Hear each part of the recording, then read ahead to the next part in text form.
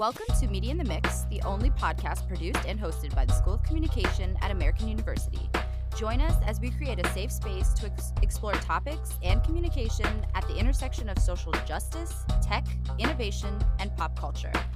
Today, we welcome Emily Hall, an SOC alumni as well. To give you a little background on our guest today, Emily was born in China and raised in DC and has always loved filmmaking and the arts.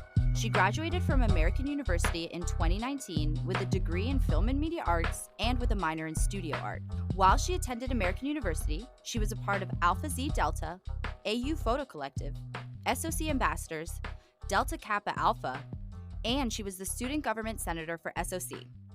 She's also joining us this year as a mentor in our Alumni Mentorship Program.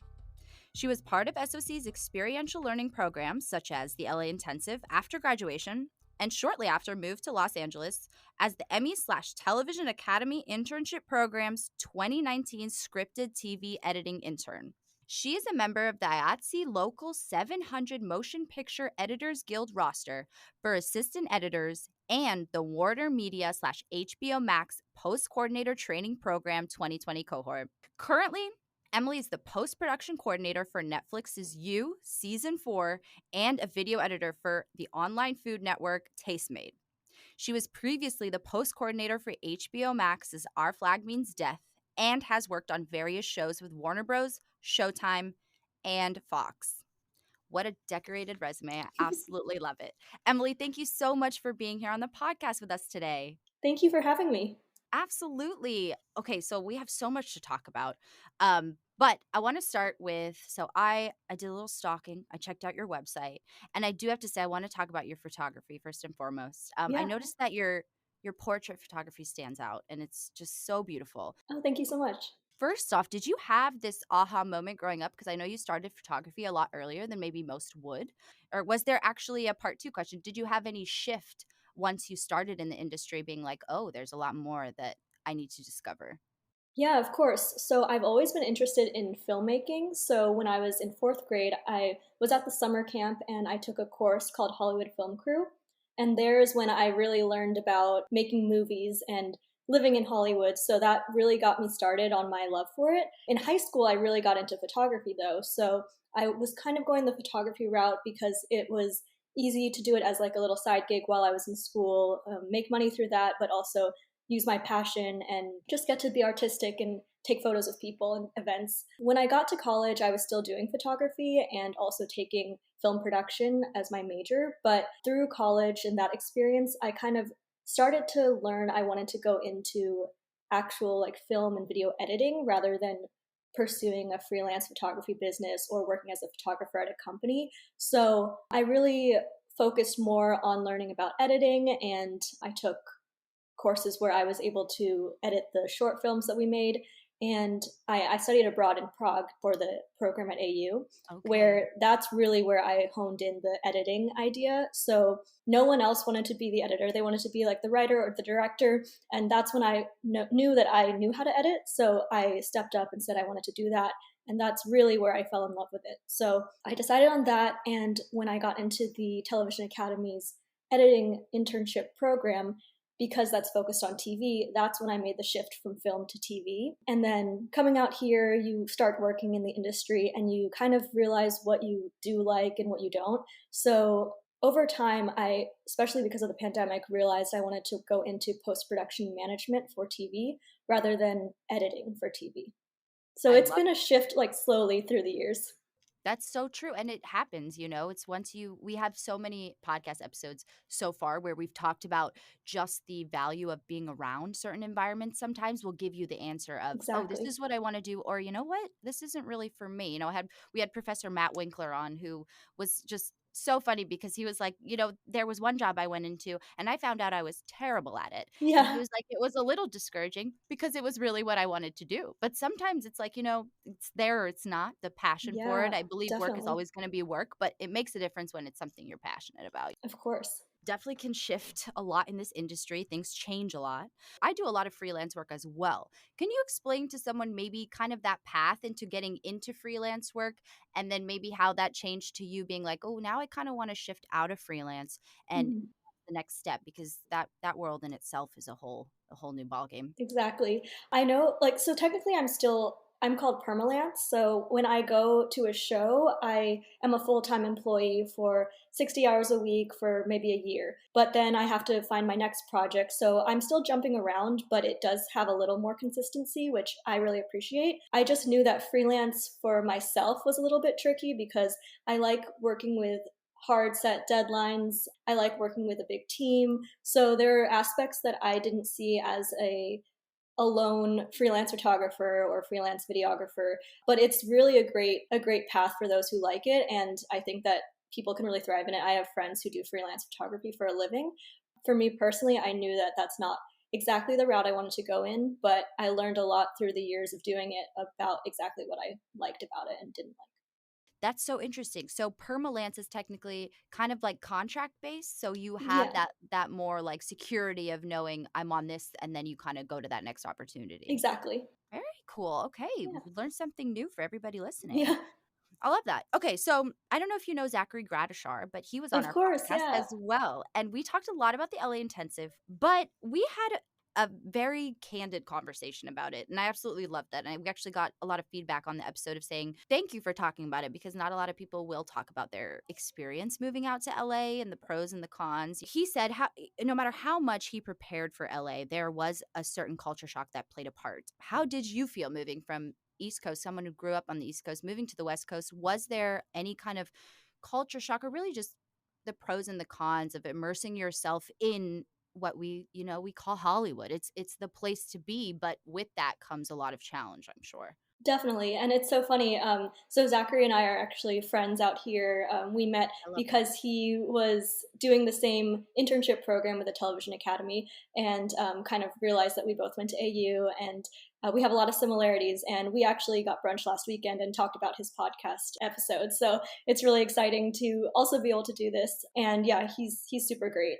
I was telling him a lot about the same thing. A lot of it is luck, and a lot of it is just being in the right place, right time, but then showing that you are a good person, a nice person to work with, and having those skills to back all that. So there's a lot of aspects to getting the positions when you are in any field, but especially entertainment industry. For me, moving out here was not too bad because I came out here with my internship, and that was a goal that I had from college. I wanted to make sure I had solidified something before graduation so that I could make the move out here and feel secure, because like Zachary, I'm super career driven and looking forward to make sure that I have something secured and know what my future is going to look like. But coming out here, at first it seemed, and this happened to me from going from high school to college too, so I think it's a very common pattern where you think you have it all together and you think it's going to be easy, but you realize things like, I don't really know people out here. I don't know the neighborhoods at all. I moved out here without a car, and I had some friends out here, but really I was needing to make those meeting new people in my internship and my jobs going forward. I love the weather. So I've always loved LA. I have family out here, but once you're actually living here, there is a difference. The biggest part, especially, was making friends because it's so spread out and everyone has their own. I think making friends outside of college in itself is hard. So everyone has their own work schedules and things that they need to do with their lives. So having the shock of both living in LA, but also being done with school and in the real world, both of those were big aspects that were things I had to overcome. Thank you for sharing all of that. It's funny that adulting sometimes is like what we go through in school, but just an adult version.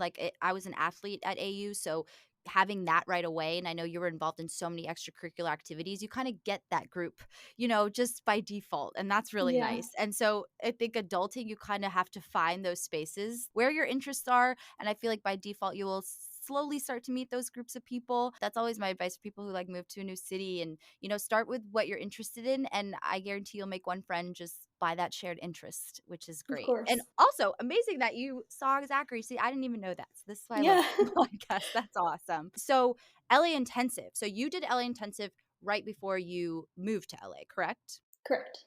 And did the LA Intensive aid in your decision, or did you want to do the LA Intensive kind of to give you just a little peek of what it's going to be like? What was your motivation there? Because we do have students who are currently applying for the LA Intensive. So we want to give them a little motivation. Yeah, the LA Intensive was such a great program. I actually wanted to do it the year before, but ended up doing it my year of graduation, which I thought for myself was really great because I already knew I wanted to live in LA, but it really solidified that decision by coming out here and getting to live with a bunch of people from AU for the week in a really cool house, meeting so many people in the industry who I had no idea went to AU. And there's actually a huge network out here that's not really talked about. It turns out so many of my bosses that I have had out here went to AU too. And Wow. it also helped in their hiring decision, I think, because they saw that connection and all of us alums have to stick together. So that was really great. But LA Intensive was really exciting because yeah, we're with really great people. Like Sarah Mickey Fish is an awesome professor, an awesome person. So she really helped guide us through that week. And I came out to the LA Intensive for the week after graduating, and then I came back to DC just to finish up my work there, and then officially made the move to LA. So it was kind of funny being out there for a week and then coming back for a couple weeks and then going back to LA. So when I came back to DC, I was really like, I can't wait to move back to LA because that 1 week out there was really exciting. That's awesome. What was your favorite activity you did that week? Or just choosing one that kind of sticks out in your memory?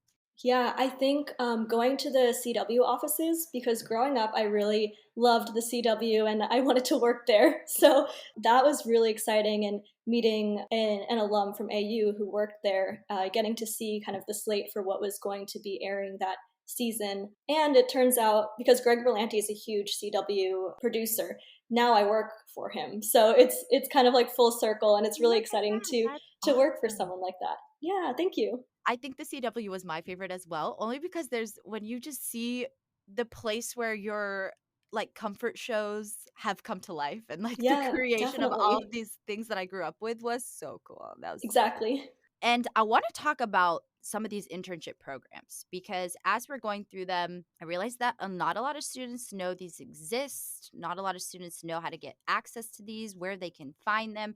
Let's say, for example, the Emmys/Television Academy Internship Program. Like, how do you even go about number one, finding these, number two, applying? Can you just walk us through the process? Because I mean, I wish I heard about these when I was a student. These are awesome.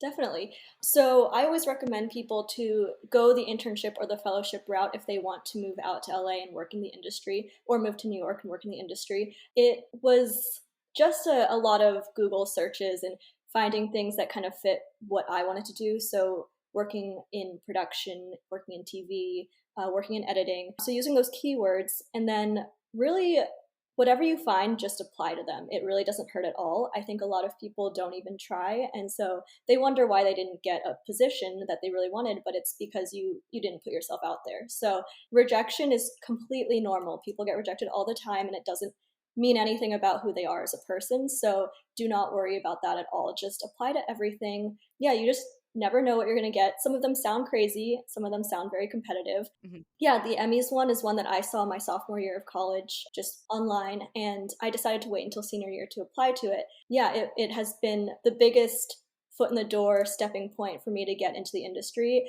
And it's because when you're working out here, when you're like applying for jobs, they want you to live out here already. That can be hard for people, say, if you're moving from the East Coast. So by applying to an internship where you know your resume and your application is going to be viewed, that really helps you get in. Whereas if you're applying to a job on one of those job sites for a big company, you don't even know if they're going to see your application. So internships are definitely the way to go. And yeah, just finding them anywhere. You can go on specific company websites, you can go on like entertainment careers. There's different sites for it, but Google is my favorite. Google's a it's Yeah.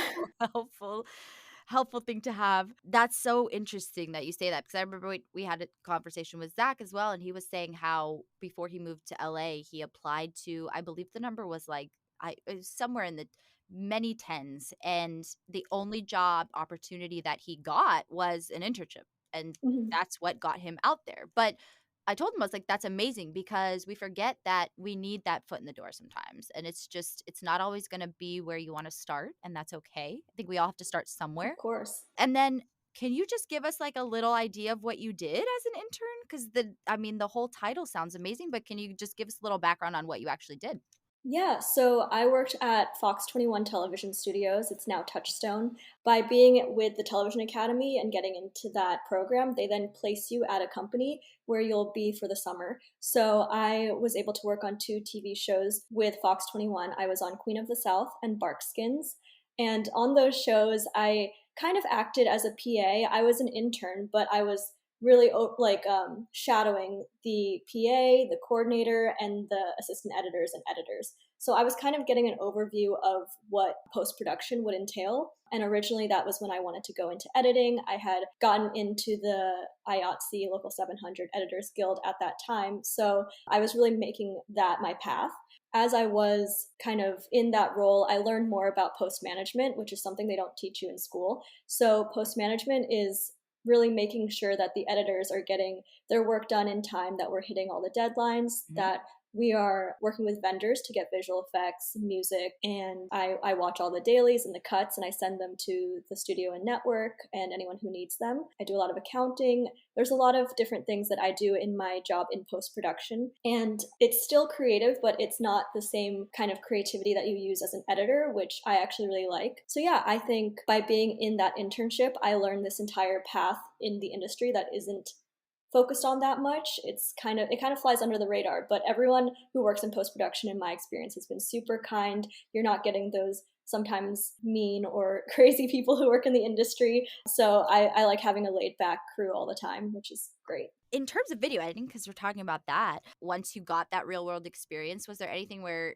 you were like, oh, that is completely different than what I thought it was going to be? Oh, yes. So when you're an assistant editor, it's a very technical position, and that is normally the position you're going to start in the industry if you want to work in editing. So you have to learn a lot of things that you don't do as an editor, because working in DC, I was freelance video editing. So I was taking all the footage, putting it into Premiere, and just cutting. But when you're an assistant editor, you're taking the dailies and you're organizing them, you're grouping them, making bins. And because you're using Avid, it's a whole other software that I didn't learn in college. So if you're going to work out in the industry, you're going to want to use or learn Avid, because it's an industry standard for TV and films in scripted.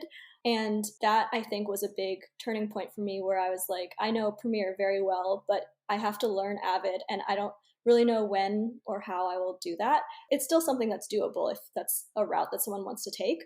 But for me, I really was noticing how much I loved management more, and kind of getting to delegate something and then sit back and make sure that it happens. Mm-hmm. But yeah, I think the technical aspect of being an assistant editor, maybe for 5 to 10 years before moving up, was a little bit, it's not something that I wanted to do. So that was a big realization. I love that. Basically, for someone who even just wants to follow like a post-production path moving out to LA, do you have any advice on how to prepare coming from AU, of course, internships and such, but anything else?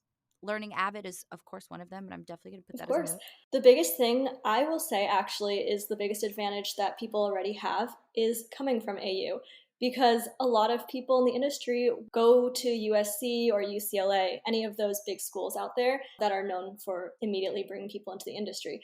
But when I was interning at Fox 21, the VP of post production told me that they hired me because I didn't go to USC or UCLA. They really liked that it was someone who came from a school that isn't known as much out here. So American University, being that school, gave me an edge because I had a different perspective from the people already out here. So really taking that into account and knowing that you're already doing great by going to AU, and having that on your resume and talking about your experience at AU is super important. Like I said before, people who have hired me also went to AU. So you're going to find people out here who went to the same school as you, and that will actually be used to your advantage. And then I've learned that putting every experience on your resume as it pertains to working in the industry is important. So even if you were a camp counselor or tutored or worked at the desk at AU, there are ways that you can then kind of say it on your resume how it would help you in the industry. So not just listing duties, but also saying that this duty helped me with my interpersonal skills, helped me with management of big groups of people, really making sure that everything can kind of relate back to the role that you want in the industry is important. And there's a lot of times when you'll have a skill on your resume, and because the employer will know that, they might hire you because you have all these multiple skills that can be used interchangeably. So even though I'm in post management, I have these editing skills if they really maybe needed someone to open up Photoshop and fix something. So it's good to have all the multiple skills, like you're saying. And then once you get that interview, just showing that you have that kind of connection that you can make with someone, because most of the time out here, I've learned that the interviews that went well were the ones that I really connected with a person on a personal level. So on your resume, you can even write hobbies. This is an industry that really cares more about who you are as a person than just your work skills. I have on my resume, like, I play the guitar and I like to crochet and bake, because the people who will be hiring you might notice that. And then during the interview, you'll talk about playing guitar and they'll remember you as that kind of person. So just knowing that it doesn't have to be so cutthroat on your resume because it's such a casual industry is important. That's so true. I had another episode with Derek McGinty actually, and we literally talked about this same exact thing. And I told him, and he loved this. He was like, "I'm going to take this and I'm going to roll with it." But I was like, when I meet somebody, and you can call it networking, but when I meet somebody, I like to memorize one personal fact about them. So I do not care if it's skydiving to my kid's birthday party was last weekend. I'm going to remember something, because people really appreciate when you create that personal connection, rather than just, well, what can I do for you and what can you do for me? And Definitely. here's the exchange, and people don't like to feel that. So I love that. It's you got to connect with people. And the lovely thing about this industry is it does require so many people Mhm. skills that I think people sometimes think the things that they're doing outside of school or class or projects don't matter, but they do. I mean, if it's even just this, you volunteering for something, although you may think, oh, that's not a job, that's not something I put on my resume, it absolutely is, because are you interacting with people? And I guarantee you there's something there that's going to benefit you in this Exactly. industry. Communications and media is such a large umbrella, and there's so much that goes under it. So that's a very good point. A lot of big studios, and I think when people say like, oh, I want to work for Fox, or I want to for this, or ABC, CBS, there's also intimidating at times, I think, especially if you're not out in LA yet. Yeah, so the internships, like I've said, are very important, because then when you do want to work at a job, you already have a job at one of those companies. You already have that internship Mhm. experience. So when you're applying, you can reach out to your network already who work there. You can put on the application. I just did this yesterday. An application for Disney will have, like, how did you hear about us? And you can put, I previously worked there, or I was previously an intern. So that will give you a leg up. There's also Facebook groups, which I love using, and I got my current job through a Facebook group that are for assistants, coordinators, basically any level of working in the industry. They have a Facebook group for those. The one that I got my job from was called I Need an Post Supervisor Coordinator AEPA. And so someone from my team had posted the job. I applied, and my resume had experience that they were looking for. And because you're using a Facebook group, the email for the hiring person is already on there. So you're getting the direct email for the person who will be looking at your resume instead of going through an entire application process. So that is a really quick and easier way to get your name out there. And then just going on LinkedIn and looking up people who work at maybe your favorite show or your favorite movie. People are very Mhm. willing to talk with you if you want to do an informational interview. Giving back is such a big part of this industry. And so you just need to kind of put away that ego or that worry that you're going to annoy someone and ask to learn about the industry or their role. You can look up even the PAs who work on it. They will be super willing to talk with you, PAs and coordinators. And then maybe they'll remember you. Maybe they'll want to hire you for something in the future. So making those connections is super important and helpful. Obviously, with a few exceptions and the outliers, mostly everyone started at the same Exactly. spot. So you really have to remember that we all were at the same spot at some point, and whether it's successes or failures, you can learn a lot from both. So I think you're right. Getting in touch with people in your network. For anyone listening, our SOC alumni network is insane and so successful, and like all over the US, but all over LA as well. So there's so many people. And if you do end up going through the LA intensive, you actually will get to meet a lot of these people that we're talking about, which is really, really cool. I want to get just to the two big things that I dropped in your bio, which is Netflix is You, and I am sort of obsessed with Tastemade.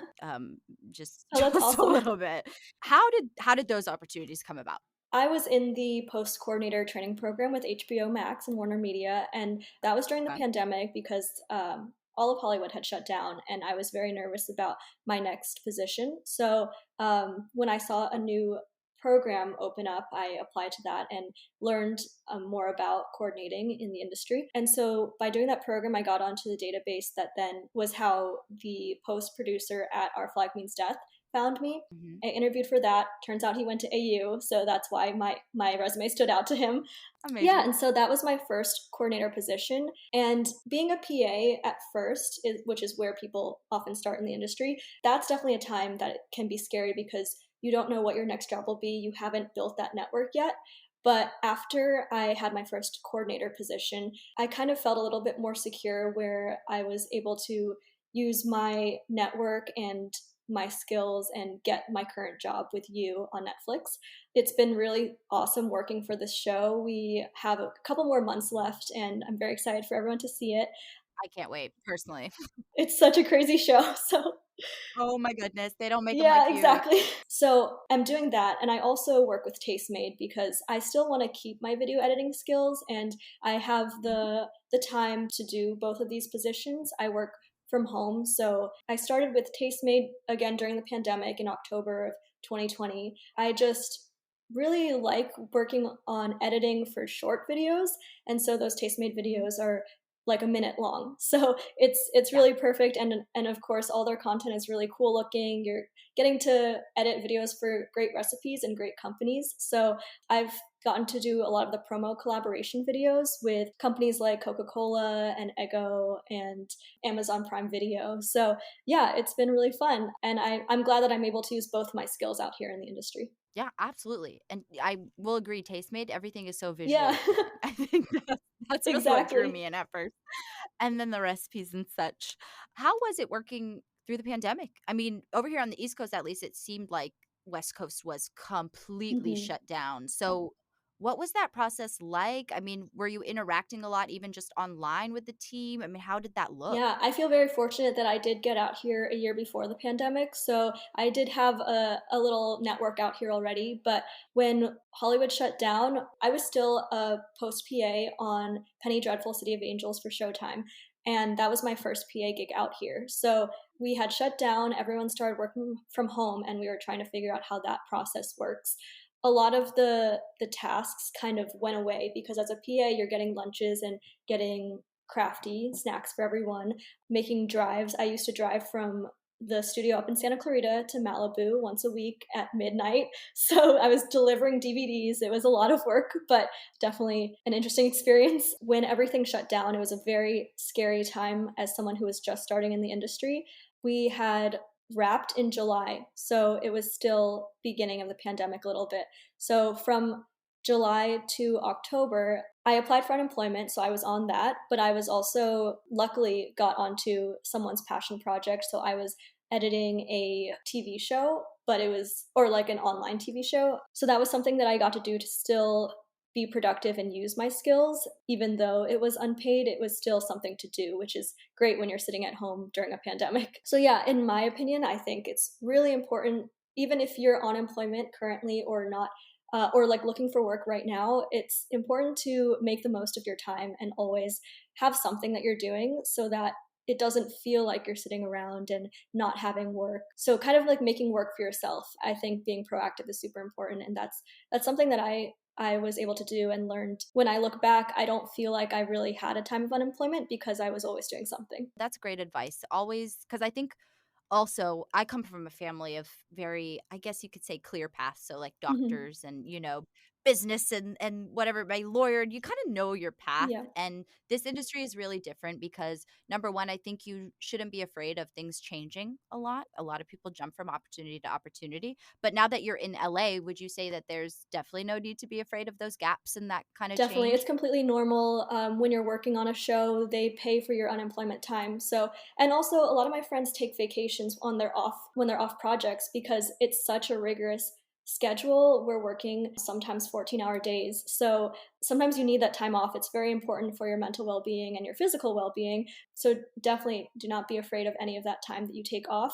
Yeah, also just like using that time to your advantage to sleep if you need to, because it's so important out here or anywhere to take care of yourself. And that's something I didn't really think about until being through a pandemic. I think that time really taught me a lot about what it means to be working in the industry. Interesting. Can you just elaborate a little bit on that? I had never taken any work off. I was working during school. I was working since I was 14. I thought that I always needed to be working until the external Right. force of the pandemic forced me to not work. And it was Yeah. actually such a beautiful time for me because I was able to run errands, I was able to sleep and hang out with friends. And even though my work is still intense, I know that I should take some of that time to enjoy life. And you can still Yeah. be a hard worker and still look for jobs and make sure that you are employed when you want to be, but having the freedom to know that you can take care of yourself and take that time off is really important. Absolutely. I just that's like one of the biggest lessons I've had to learn through adulthood is work-life Yeah, balance. It's just you kind of have to listen to your body, listen to your just mental health, and what works for you is going to work for you, might not work for someone exactly. else, and that's okay. Yeah, Don't compare. of course. That's the worst thing. Awesome. You and I were talking, you do a little bit of background acting as a side gig. Can you just go into that a little bit? Definitely. So I signed up for Central Casting, which is this big background acting company out here in LA. And it's also in New York and Georgia and different places. So we basically are able to get on the back of or background of TV shows. So I've done a couple gigs now, and I just do it for fun because I don't work on set working in post production. So it's fun to be on set and meeting other people who are background acting, meeting the assistant directors, seeing the actors. So I really love it. Just the industry as a whole has always been my passion, and everything about it excites me, and I don't think I'll ever be jaded by it. So Mhm. just getting to do background acting for fun is such a fun experience. Zachary Gratishar just started as well. So I think it can be a great thing to do if you have some time off. They do pay you, which is also nice. And there's so many shows out here, so you never know what you might be picked for. Yeah, I was just talking to someone the other day about the world of extras and how some extras have literally built their career off of being an Yeah, extra. You do get paid. It's not that bad, exactly. actually. I've always wanted to do that. That's like on my Yeah, you bucket should. list to just be an extra in something. So I think I'm gonna venture Definitely. and try that out. Emily, thank you so much for being here and joining us on the podcast today. Of course. Thank you for having me. Of course, if you'd like to check out our bi-weekly episodes, they drop on Wednesdays on Anchor, Spotify, and Apple Podcasts. If you'd like to support this podcast and the School of Communication, go to giving.american.edu to donate now. And that's a wrap.